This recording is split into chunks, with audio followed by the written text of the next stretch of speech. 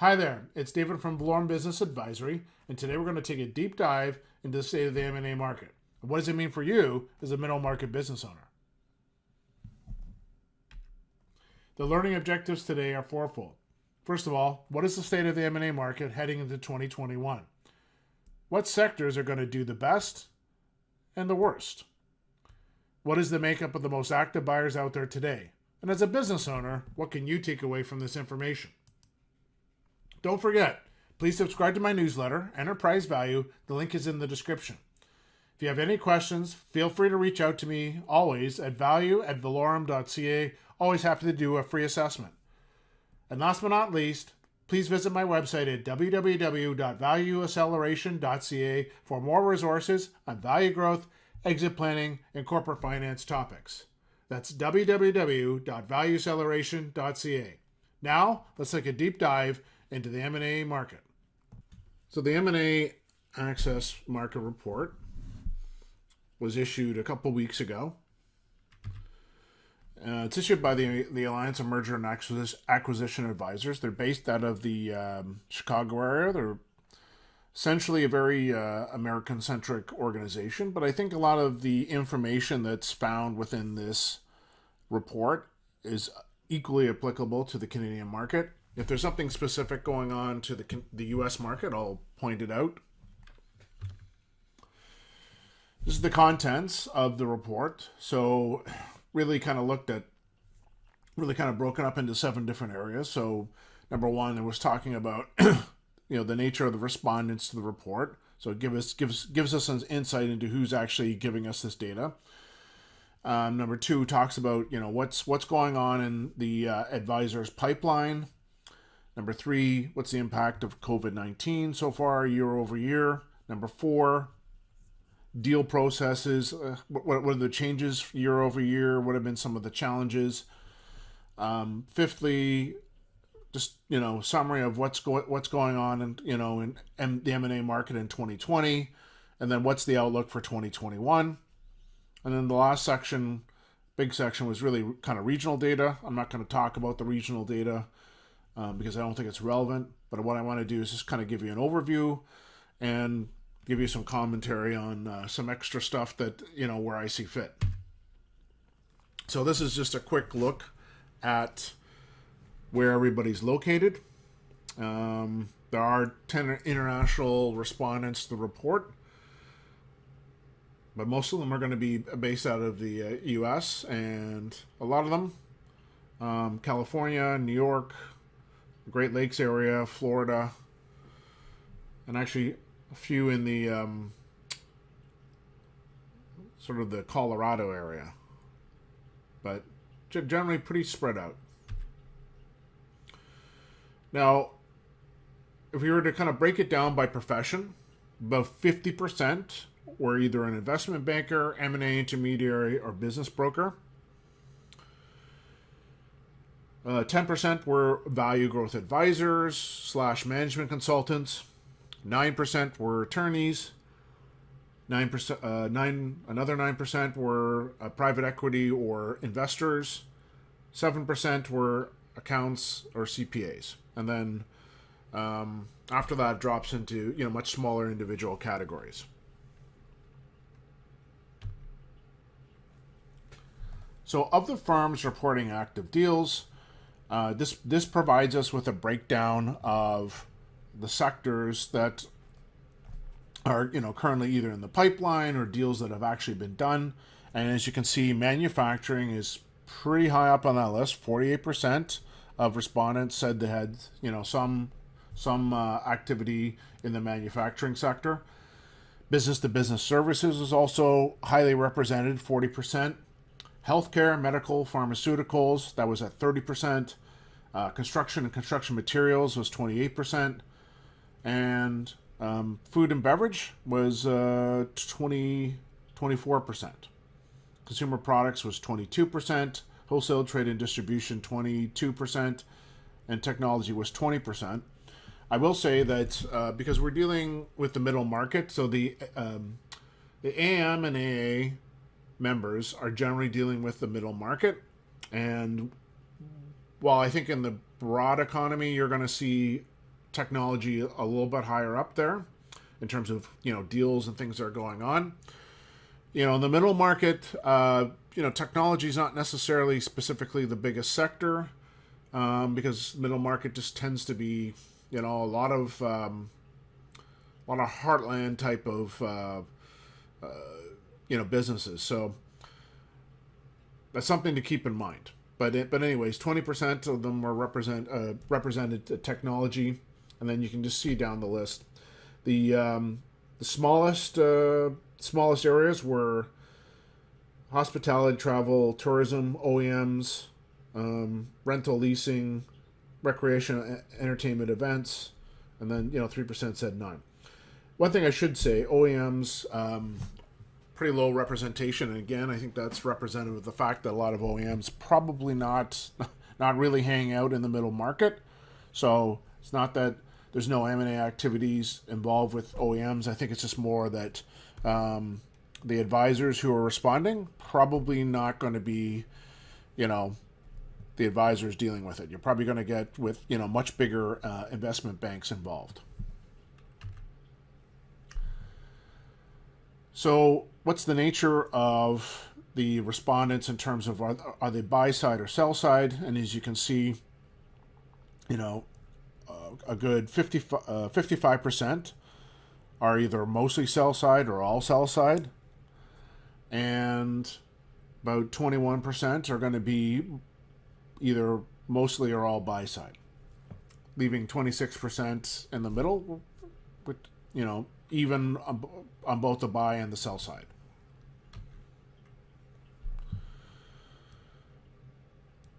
And about a third of the deals are cross-border in nature, and that's good. And it's probably wouldn't be surprised to and this is an American-centric report, but I wouldn't be surprised that a lot of that's floating into Canada.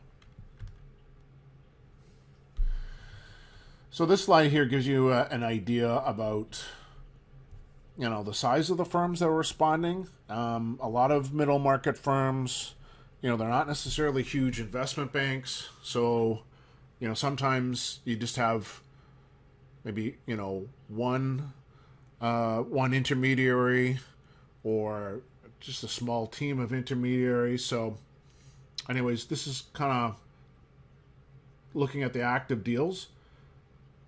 And a good chunk of them are, in the 1 to 10 range.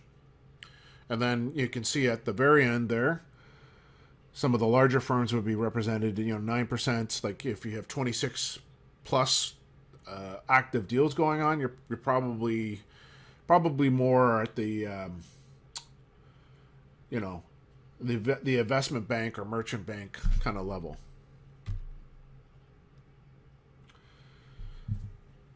So this gives us an idea about some of the deal sizes. Again, 39%. Their largest deal was less than $2 million. So here, both in Canada and the States, that would be what we would call, Main Street for the most part. And that territory tends to be more dominated by business brokers as opposed to intermediaries, but some of the lower middle market intermediaries would also probably be involved there. At the other end of the scale, 16%, their largest deal was 100 million plus. So that's, again, you're probably dealing with some of the larger investment banks, merchant banks. And then, in the middle, there's a whole bunch that are, anywhere between 2 million to 100 million. And it's got a pretty good representation there. And that's your traditional lower middle market.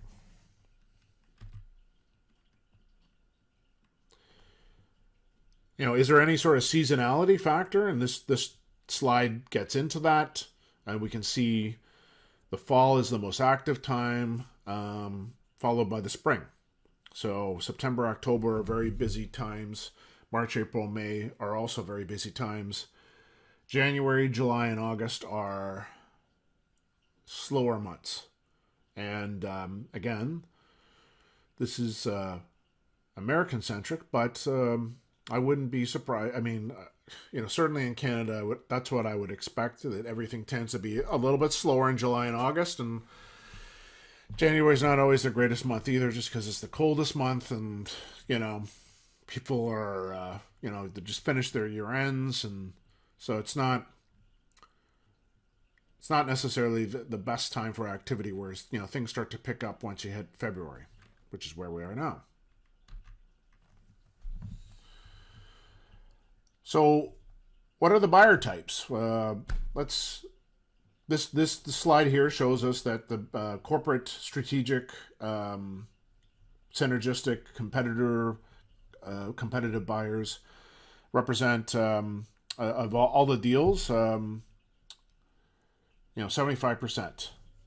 So I guess we would interpret this as that of the respondents, 75% are seeing activity with strategic, synergistic, or competitive buyers.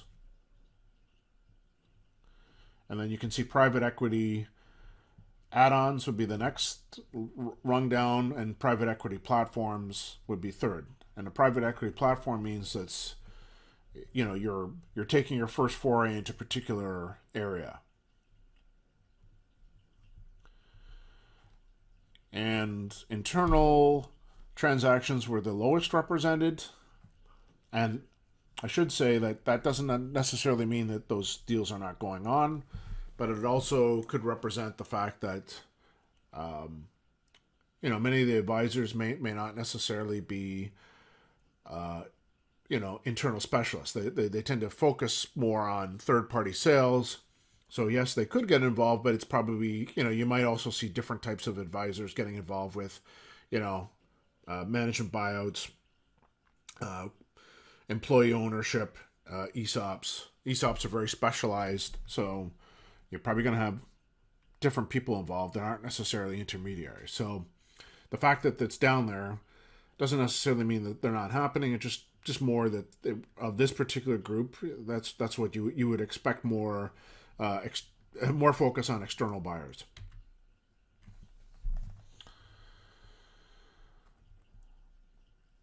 So this slide talks about third-party financing and gives us a nature of for the respondents, like what percentage of those deals have some form of third-party financing, and about 50% have either high or very high levels of financing. So there's a lot of debt and what that means is that there's a lot of debt being used to fuel the marketplace. And here's a breakdown of what that debt would look like. And essentially, senior commercial debt is the interpretation is 71% of respondents are reporting medium to high percentage of financing with senior commercial debt. 45% would be using senior SBA debt. Now SBA's kind of like it's kind of like the BDC in Canada, a little bit different, but it'd be similar. It's certainly a large provider of kind of alternative, an alternative to the banks. About 51%, are relying on private equity funds. So those are the three biggest categories there. The smallest category was mezzanine debt, coming in around 19%.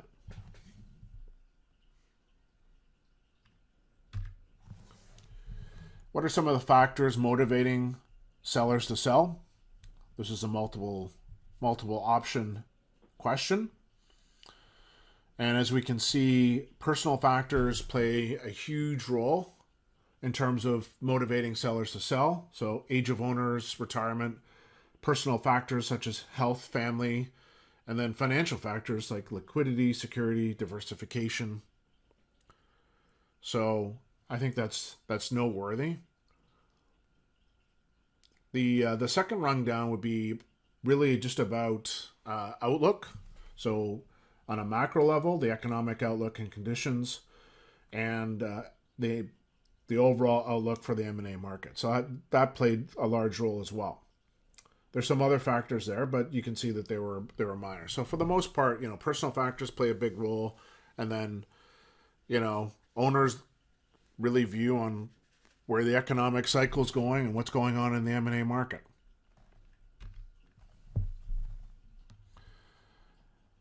So if we were to compare this year to last year, like what's going on with current active deals, and we can see 72% basically saying it's either the same or it's better. So that's actually a very good sign that the market's moving, and that we're not in a 2008 situation where the market's freezing up. Deals are happening, and in some cases there's actually even more activity. So that's a positive.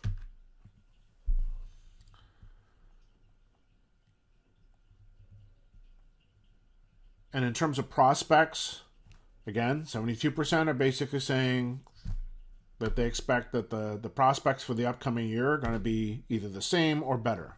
So just reiterating the same point there, that it's there's a positive outlook for what's going on. So in terms of valuation, this is really important here. So 58% basically saying valuation is about the same as last year. So that's good news. And then if we look at it, 79% of the respondents are saying that valuation is either the same or better. So, at first glance you might think, well, with COVID, and maybe there's some sort of COVID discount, but the reality is that's just not true. It's out there. I think there's a bit of a Y-shaped recovery. Some people have weathered the storm of COVID. Some people have actually done better.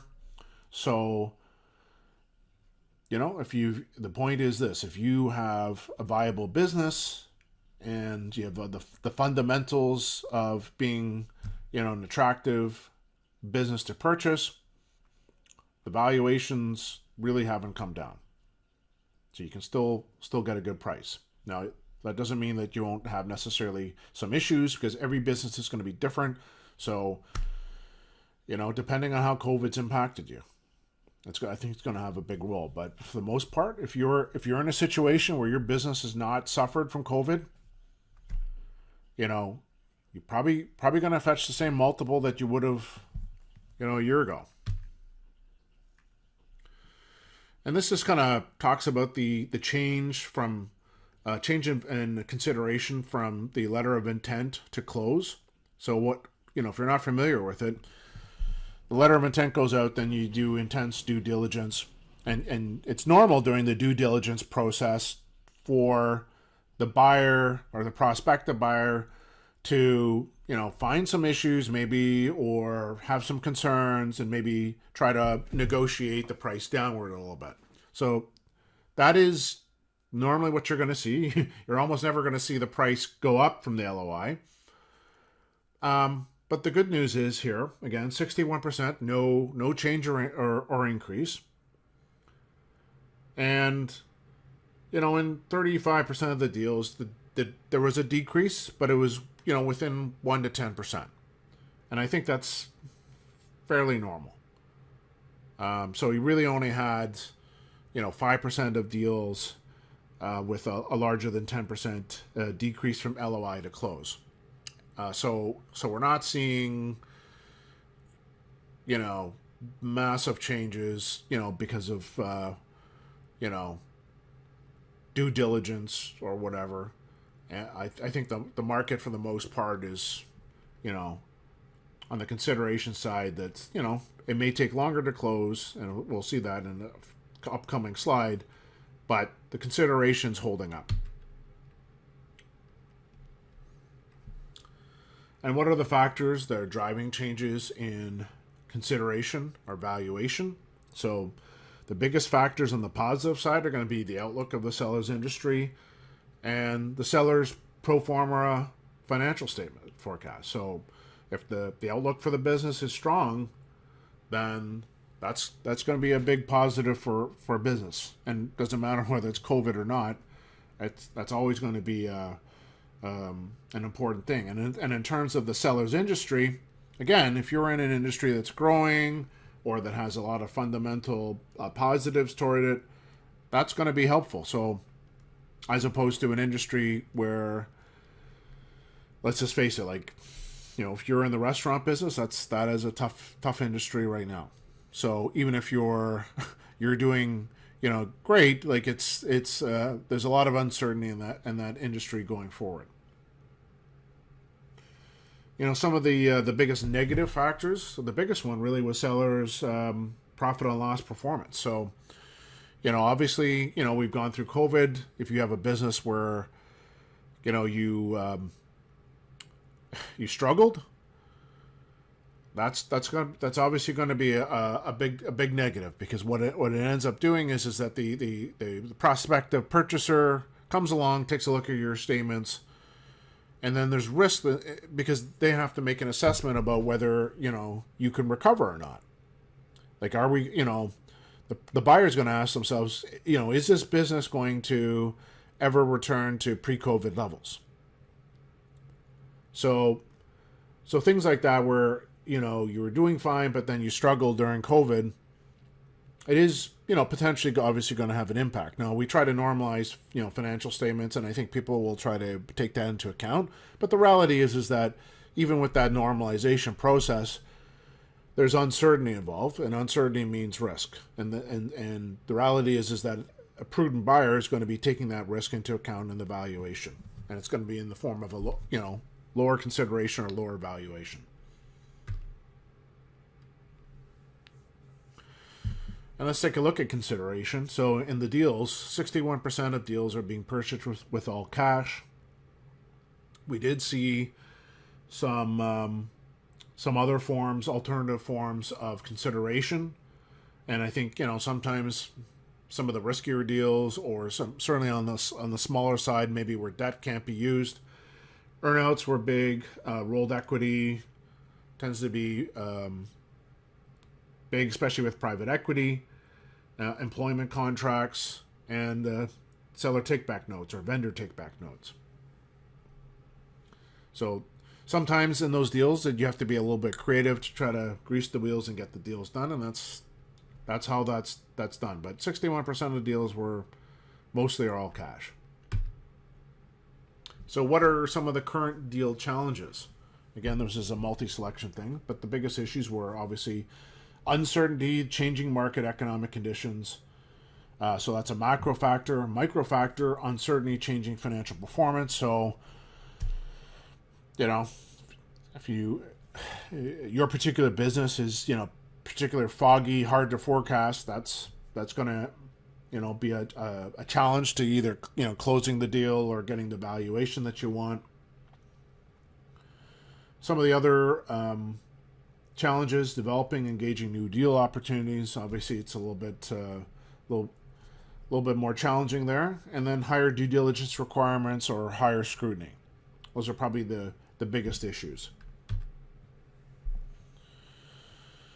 The slide here talks about deal duration, and the basic conclusion we can get from this is that over half the deals are taking 2 months or more to close. So you can expect in this environment that, if it took you 12 months to sell your business before, it's probably going to take 14 plus months to sell now.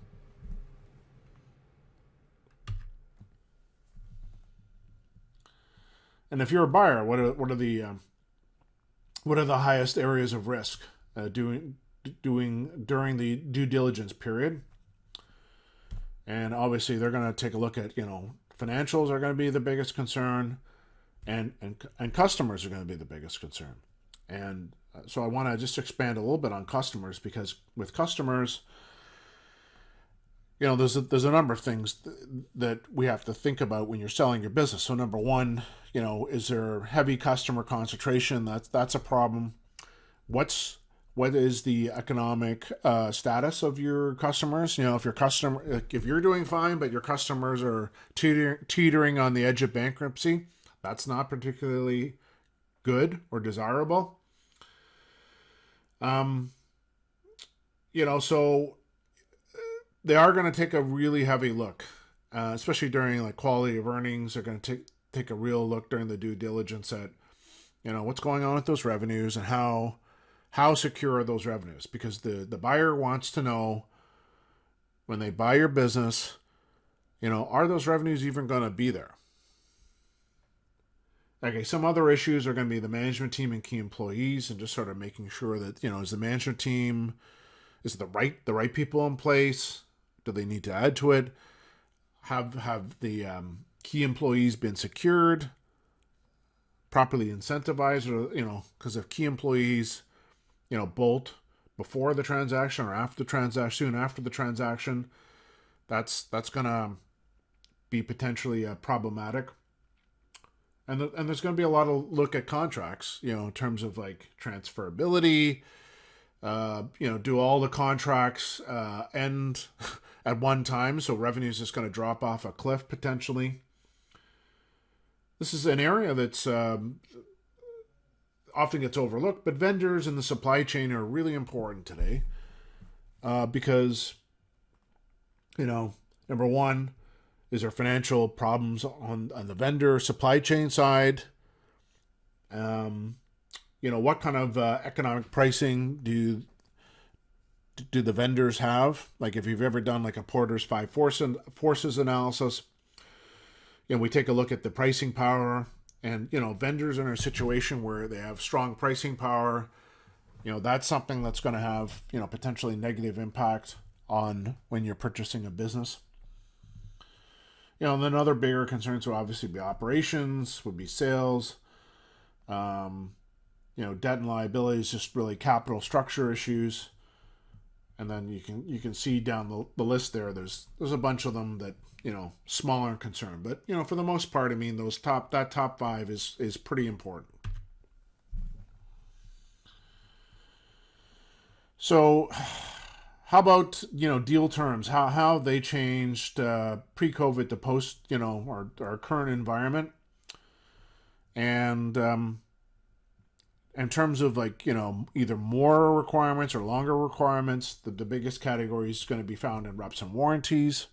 So probably a little bit more scrutiny there, probably stricter wording. Also with escrows, both duration and amount are sort of more onerous factor.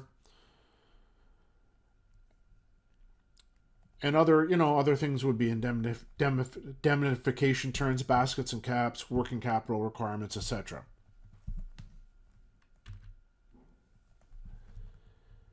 So about 2/3 of all deals were reported as asset sales versus stock purchases.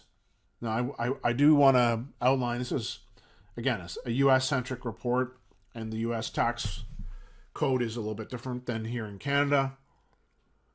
But for the most part, I think what you're going to see is in Canada, the smaller the deals, especially when you get into lower middle market and definitely Main Street, is that there's much higher chance that they're going to be asset deals, and the reason for that is there's a couple of reasons. Number one, legal liability reasons. So the purchaser doesn't necessarily want to assume the legal liability through a stock purchase. There could be some contingent liabilities that they don't want to have to deal with. And as well, asset sales from a tax standpoint are very attractive because you get a stepped up cost basis. So your future potential depreciation is higher. So that's something that's going to give you a real benefit to your cash flow on a going forward basis. That you can use against your future cash flows. So you tend to see that, whereas really super mega deals like with public companies or large private companies, they very much tend to be stock purchases. but again, not necessarily exclusively, but to a large degree. And we can see here on this slide that 23% of deals needed to be audited, and we can say that 59% needed either some review or some audit, so some form of verification. Whereas 41% didn't need any third-party assurance. And I think that, certainly on the smaller deals, like when you get to lower middle market and Main Street, Main Street especially, you're probably not going to see audited financial statements.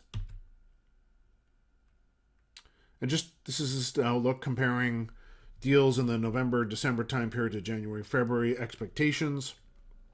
And for the most part, maybe, you can see in this area, like the 1 to 2, the 3 to 5 area, there's a little bit of tempered expectations. So, I think the feeling maybe there is in Q1 of 2021, which is where we're in now, the expectation would be that maybe a little bit slower, but, nothing really too surprising there. And then, on a going forward basis, what are the biggest factors, both positive and negative? So positive are going to be seller motivation. I think from my perspective, I think you're going to see a lot of owners maybe come out of this and maybe be in the mindset that they don't want to go through another crisis again. So they'd be much more motivated to, prepare their business to sell. And when it comes to buyer motivation, which is also a big factor, there's a lot of money floating around, private equity, U.S. originated funds looking for returns, private investors looking for returns, family offices, low interest rate environment. And the reality is that, there are still good businesses out there. And, if you think about, you can invest in venture capital and angel investing, but, a lot of those businesses are going to fail. Or, or they're unproven. They may not even have any revenues. When we're talking about the middle market and, Main Street, we're talking about businesses that, for the most part, yeah, they have revenues and they probably make money. Many of them do. So they're real businesses, real cash flow. And that's something that's definitely attractive to people who are looking for, return and are comfortable with, alternative investments. Some of the other positive factors would be, the rate and shape of the economy. Biggest negative factors actually would be shape of the recovery and the continuing impact of COVID. Potential tax changes. Also, again, this is an American-centric comment here, but I think because of the Biden administration, there's a lot of thinking that the taxes will go up, corporate taxes will go up, so that'll have a negative impact.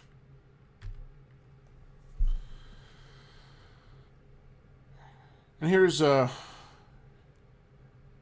slide that talks about the types of deals, in terms of closing versus failed deals, suspended or terminated. And you can see that on the corporate and private equity side, they were active both on the high lots of deals closing, but also lots of deals failing. But this next slide here is quite illuminating, showing that internal transfers, even though there's probably was maybe a lesser amount of them, they generally had the best closing rates last year in 2020. So management buyouts, employee buyouts, ESOPs, they all had the highest rate of return. And it probably makes sense. Look at the management group buyout, 92% closing rate. And it's because the seller knows the buyer knows the seller, the buyers know the business, they're actively involved in the business, so they have a very vested interest. There's no real it's a bit of a learning curve. There's always a learning curve in life, but generally speaking, they're hitting the ground running. So, whereas some of the other deals generally like independent sponsors, family offices had lower closing rates.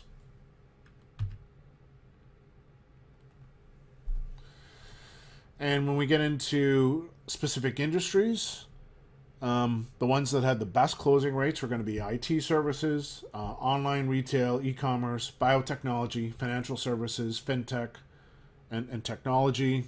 Agriculture was also high up there. Real estate, property management, IT products and business services, B2B business services, and education, ed tech. All above 70%. Industrial chemicals also above 70% or higher close rates. So that's a good chunk that were doing very well. No surprise, the ones that did poorly in terms of close rates would be marketing and media, retail, brick and mortar retail, rental, leasing companies, hospitality, travel, and tourism. All had the lowest rates. Not really a surprise there, considering how badly they were impacted by COVID. So that's basically the kind of a general outline of what was going on in the fourth quarter of 2020, and gives you an idea about what the expectations are. So let's move on to the conclusions and what we can, if you're a middle market business owner, what can you take away from this? So what are the key takeaways today if you're a middle market business owner? And I think there's really 5 things that we should probably keep in mind. So unlike 2008, the M&A market, it's still active. It's not frozen. So deals are happening. They're taking a little bit longer, as we saw. But if you have a good business, no reason why you can't put it on the market or certainly start thinking about planning your exit. Okay, strategic, synergistic buyers and private equity are the key buyers right now. There's a lot of money coming in also from the U.S. as well. Internal transfers are smaller number, but it had a higher degree of closing rates. So that's something that's important to keep in mind, is that, who's the most knowledgeable buyer? Well, it's going to be your management team, followed up by, your employees. So deals are still happening, but the time and terms may become less favorable to sellers. So yes, there's probably going to be more onerous reps and warranties. There may be higher escrows with longer holding periods. Due diligence may be a little bit more, challenging and onerous. But deals are still happening. And the good news is valuations are generally holding up.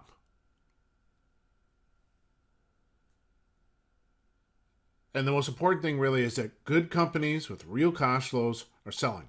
So if you're a middle market business owner, number one, if you are close to selling, if you've already done some planning, maybe it's time to start, talk to your local intermediary or broker. If you haven't done any planning, then that's what I strongly recommend, is you start thinking about it. If you're a business owner and, you've gone through this crisis, you survived, but depending on your age, maybe you don't want to go through another one again. Maybe it's time to start thinking about, how's your exit going to happen? What is your company worth? How can you improve the valuation of your company? What kind of tax planning do you need to do? What kind of estate planning do you need to do? Think about all those things. Okay, so that is today's deep dive into the state of the M&A market. Again, please subscribe to my newsletter, and look forward to future deep dives where we'll take a look at specific subjects and go into a little bit more of a deeper focus, but try to keep it as educational as possible. So, hope you have a wonderful rest of your day, and we'll talk soon.